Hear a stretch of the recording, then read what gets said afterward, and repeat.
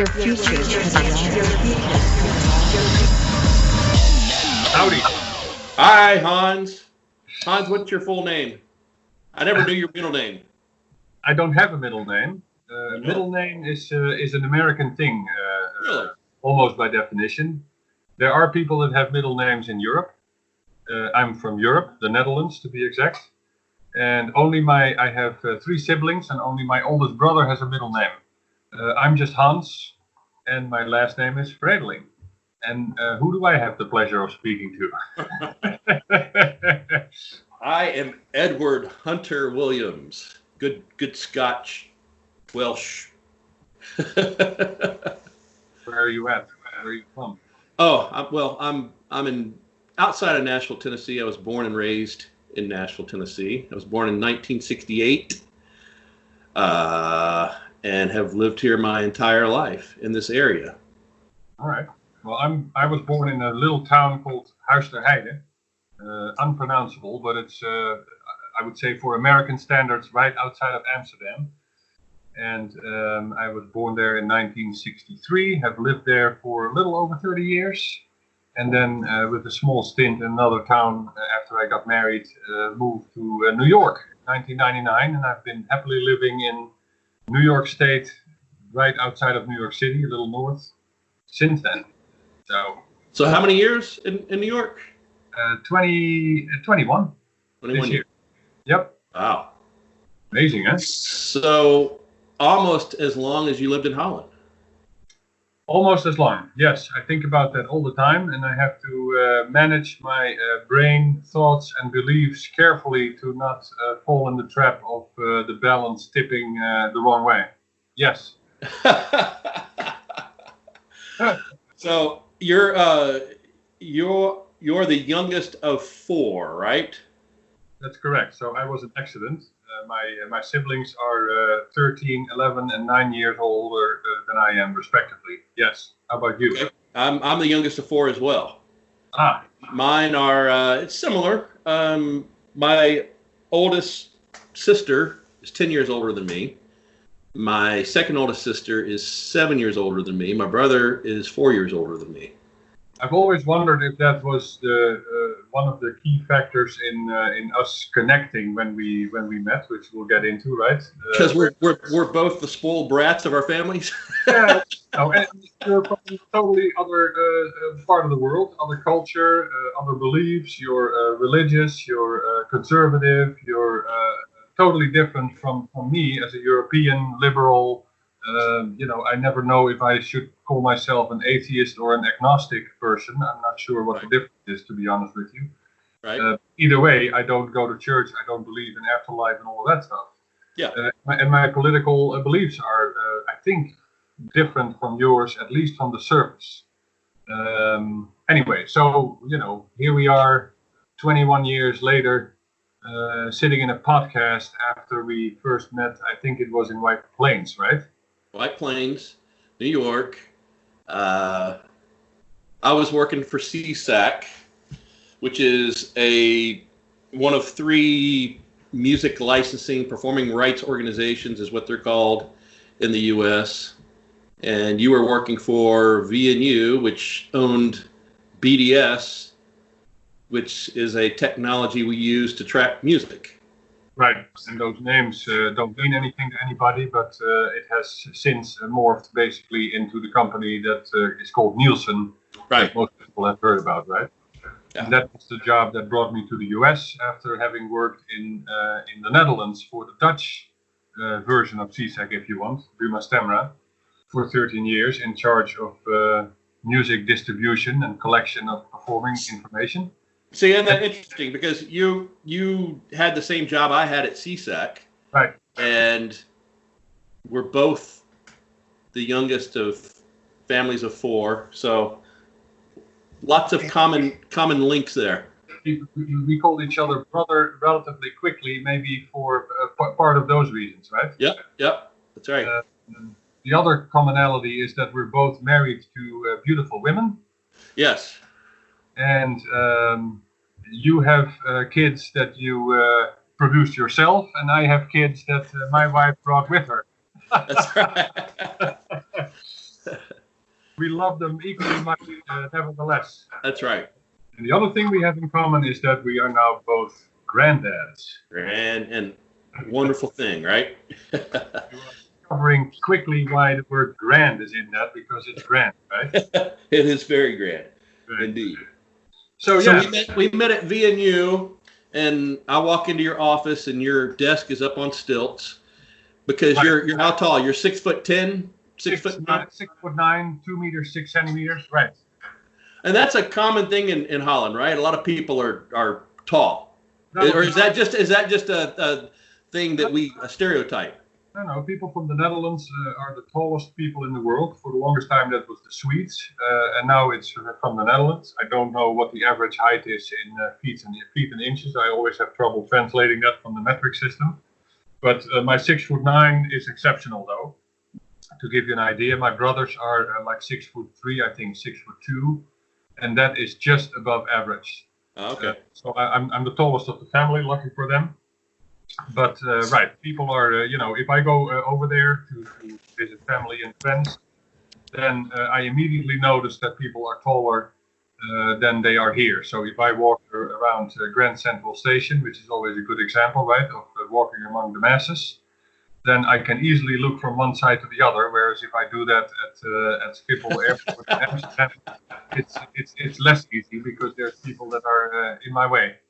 So I would be average height in Holland. I wouldn't be average weight because I'm pretty round these days, but height wise, 6'3", I'd be okay. So I'm closer to the Dutch average of height, and you're closer to the American average of roundness. Yeah. Well said. That's that is true, unfortunately. I mean, it's that sort of thing comes probably, we think at least, from Dutch ride bicycles and all of that. Yeah. Don't eat fast food per se as much, although that is changing. There's also an increasing weight problem in Holland, even though life expectancy is still increasing, whereas in this country it's decreasing, right? It has decreased for a few years now. Because all the guns here, right? Listen, guns are to Americans what bicycles are to the Dutch. I do feel so. I was over in France and Spain last summer, and there's some wonderful things about the lifestyle, and I don't know how different it is in France and Spain compared to Holland, but people seem more content, more moderate in life. We're really indulgent and all about convenience in America. Sorry? And that part, is unfortunate. Obviously, I'm not a philosopher or an educated thinker about social developments and differences and all of that, but the fact that you are striving for innovation in this country also means, I think, and always, are excited about new things. Yeah. I think also to some extent comes with a relative ease to shake off traditions. Yeah. Coupled with the fact that your country is relatively young, right? I mean, I'm saying your country, but I can call it's it your my country too. What up? What? Because since 2005, I think it is. No, 2015, I am an American citizen. Well, dual citizenship. So I have the benefits of both worlds. Right. So, that's my escape plan. My plan B is I retain my Dutch citizenship. I can There you go. I love how you ride the fence on everything, Hans. So anyway, back to our backgrounds, how we met. So VNU, then you came to Nashville, spent few days on business in Nashville. You went to the CSAC Country Music Awards with me. We hung out. And then while I was there, you were gracious enough to you and Angie, your wife, were gracious enough to invite me in your house, and that probably solidified further our personal relationship, right? We played some mad games of Skippo, if I recall. Which we still... Did we play Dutch Blitz? Oh, Dutch Blitz! You're right. It was Dutch Blitz that we played. Yep. Is that a thing in Holland? No, I learned it from you, and we're still playing it now. Fantastic. And Keith and Brittany and the kids, my son in Memphis, is playing it, as part of the quarantine time on your hands thing. So they learned. You know what? I forgot about that game because I don't think we have the cards anymore. I'm gonna go get some today and play with Angie because it is an awesome game. If you guys, if you people out there listening haven't heard of Dutch Blitz or hadn't played it, look it up. Do it. I may be a grandpa, but I can make the digitally correct remark, which is I can put a link to the Dutch Blitz website in the comments. There you go. You should do that. So we would, as our professional relationship developed and our friendship developed, I was in New York often. My job was CSAC, and every time I would go to New York, or just about every time, I would try to have drinks and dinner with Hans. That was one of the highlights of my trip. And particularly the drinks would contribute to the conversation. Oh yeah. So we go out and have. I don't know. You were a beer guy, right? No, I like wine just as well. Yeah, but pre-dinner you would usually have a beer. Yeah. I'm not a strong like gin or whatever liquor. Yeah, and I was a gin guy. Yeah. Right. So over 3 or 4 beers and 3 or 4 gin and tonics, and then we would go to either, I don't know. We would go to what was the name of the Chinese restaurant that I liked? Shunli East, Shunli West, Steakhouse. Yeah, we went there. Yeah, I remember the restaurant. I don't remember the name. Yeah, and then there was a Smith and Walensky. We went there often, but then you got sick. Yeah, you got me to eat a rare steak. That was a bad idea. Yeah, I don't think you've ever been back there, have you? No, I have not. Well, yes, I have there once actually. Because as an apology or whatever, I ended up being in contact with the manager, and they offered me, as a compensation for my experience, one time a dinner at the best table of the house. I'd have to pay for it, but it was still the best table of the house. And that was just around the time that I was involved in what ended up being a fairly important business deal. So I was there, Hans Vredeling, let's go to Smith and Walensky, and hi, the manager, and we got the best table in the house, and people were looking like, what the heck? and the deal worked out, so thank you for that rare steak, Hunter. So you didn't get sick this time? No, I didn't get sick that time. That's good. I could make a real good liberal analogy right now on this whole topic. Go ahead.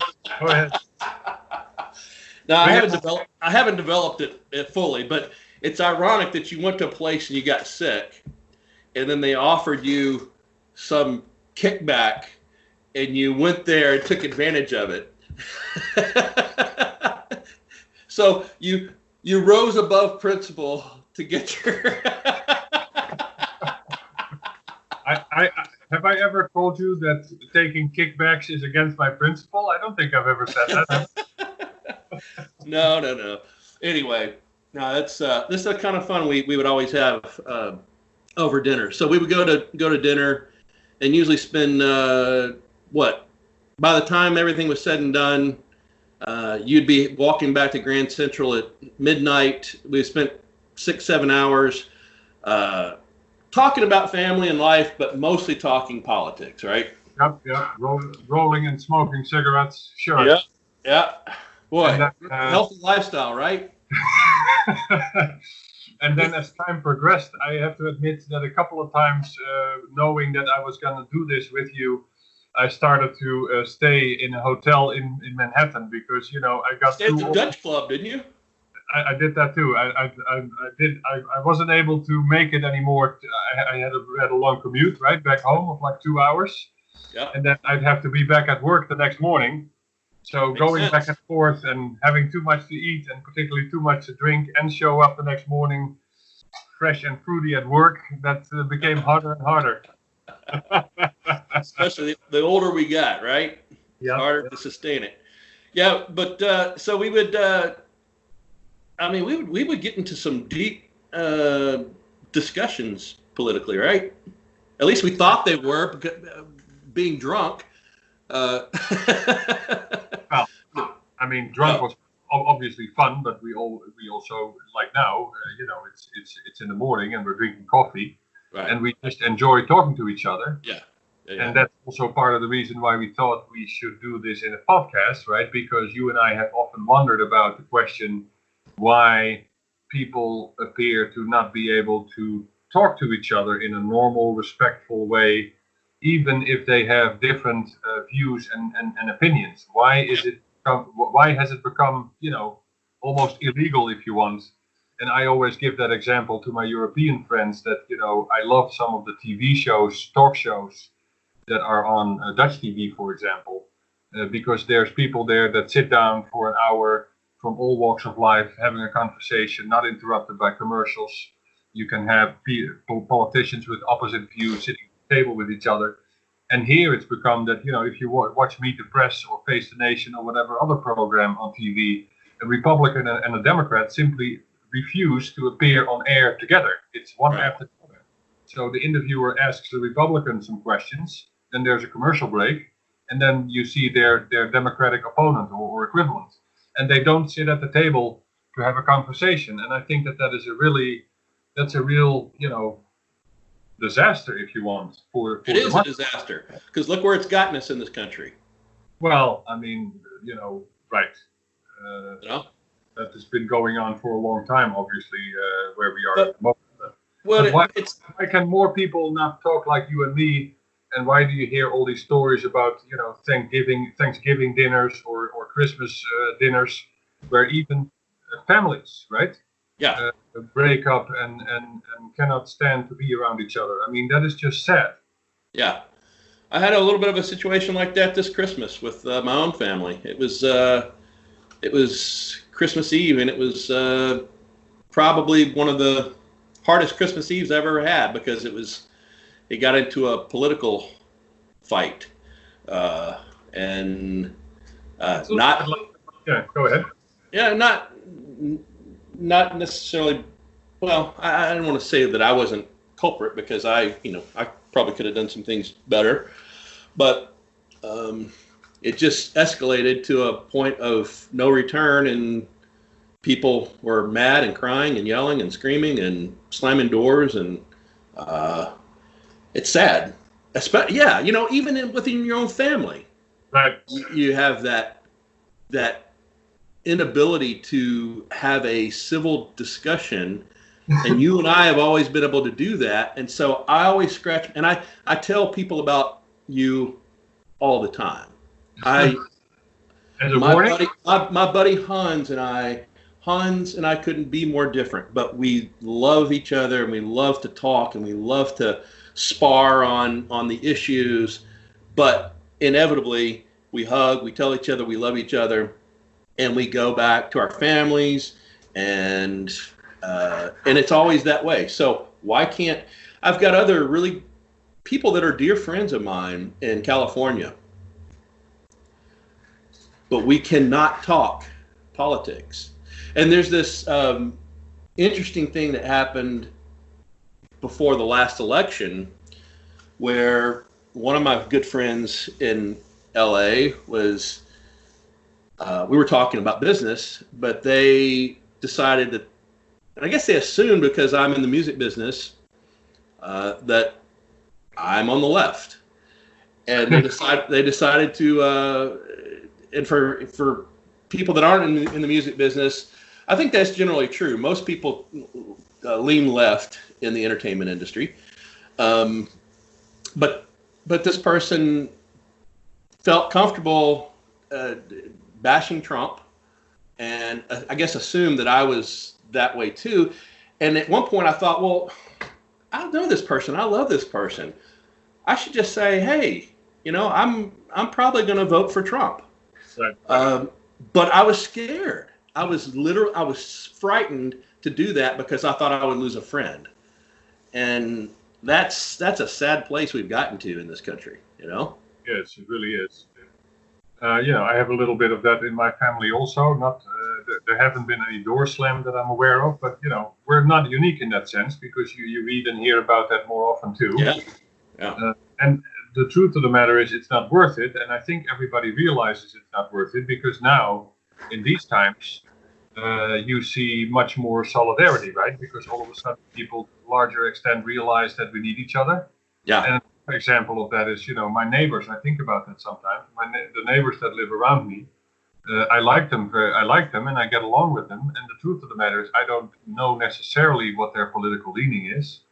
If I had known probably ahead of time what their political leaning was, then I might have thought about that differently. And I hate that in my mind that it works that way. And to be honest with you, I have some examples of that. For example, black and white people. I sometimes have that conversation with Carla about, what defines a racist. If I walk in a dark alley and three black guys with hoodies come towards me, versus three white guys with polo shirts, the former. How do you know they're black if they're wearing hoodies? Well, you know what I'm. Not ski mask. You mean hoodies? Yeah, I got you. Okay. What I was saying is that in the case of the three black guys, I may consider crossing the street, and the three white guys in the polo shirts, I wouldn't think anything of. So does that make me a racist? And then Carlos says, it's bad enough that you think that way, because when we lived in Holland, you didn't think that way, and that's true. I have started thinking in terms of racial division or political division, or I'm sure that I can come up with other examples of division.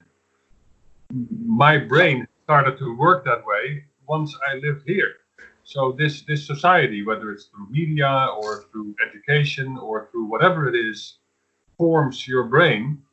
And when you step back and you think to yourself, do I like my neighbor? And do those divisions that I think of for other anonymous people, do they apply to my neighbor? The answer is probably yes, but you like your neighbor anyway. So what are we doing, right? It's crazy. Yeah.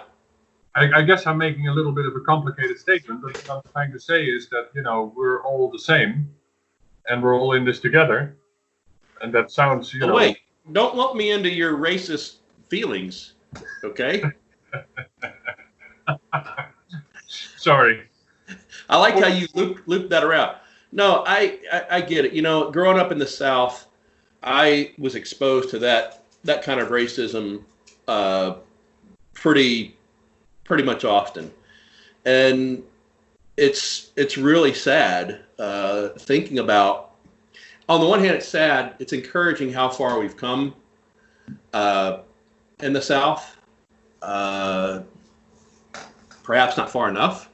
But my parents mom grew up in Arkansas. My dad grew up in South Georgia and in Tullahoma, Tennessee. My dad's, I think both of them, pretty much everybody in the South at the time were Democrats. Mm-hmm. And my grandmother, my dad's mother, Hitler could have run on the Democratic ticket and she would have voted for him. I mean, even knowing after what he was about, just because he had the D beside him, that's who she was going to vote for. And I don't know how I got there from the racism thing, but you were accusing me of something. I don't know, but. And I think I was inadvertently, or not inadvertently, was subtly trying to weave the racism thing into the Southern Democratic Party, which is true. We know that Southern Democrats were racist as all get out. Okay, but no, I definitely had situations where, be it at a convenience store in the car, and a black family would pull up next to us, and my mom would lock the door. You know, I mean, it's just it's crazy. It's crazy. But I mean, without focusing on the racism, I just wanted to point out racism, whether it's racism or political differences, or for that matter, religious differences, right? I mean, the fact that it gets so polarized, us versus them, good versus bad, or whatever it is, and that is generally the tone of the conversation, right? Or the thinking. Right. And that is probably the reason that you and I wanted to, I guess we wanted to show people how you can be so different, and still have a conversation through this podcast, hoping that maybe other people realize that, wait a minute, you can just have a conversation. Nobody is hanging up on each other. We're not yelling at each other. Right. And we won't change our positions either, probably. Right. But at least we are curious to learn from the other person how they got to their point of view and what is the background of that. Right. And why. Right. Exactly. Yeah. So I think that, obviously spending time together but there was a connection. Otherwise, if there wasn't a connection there, we didn't have feelings of brotherly love, then you wouldn't have wanted to be in my house. I wouldn't want you in my house.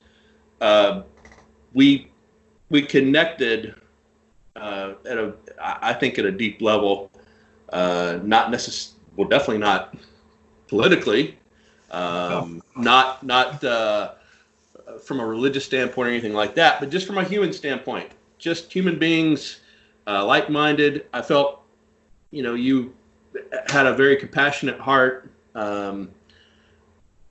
very smart. I like smart people, but I like smart people that have hearts and still have awareness of their own humanity and other people's humanity. And that's one of the things that made me connect with you. Yeah, same here. And then the other thing is that I've always found it interesting how we can be so different, and at the same time we always have fun hanging around each other and talking to each other. And part of that is what I respect in you. I mean, I respect in anybody who has a different opinion or viewpoint from me, is that as long as they have thought about it, and they can explain to me why they think the way they do, then I can respect that.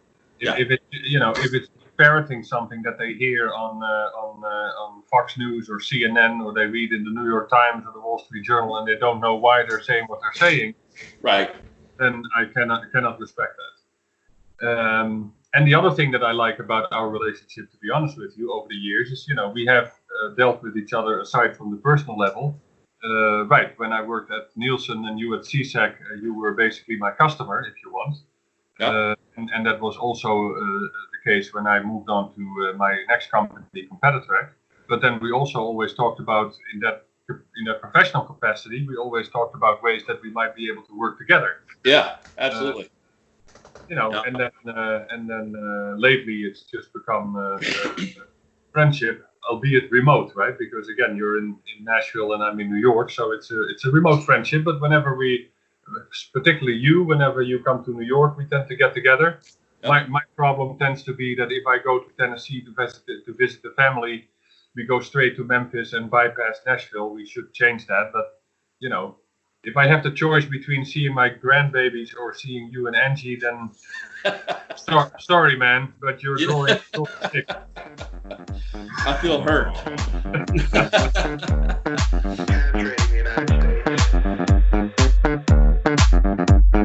I thought it was safe.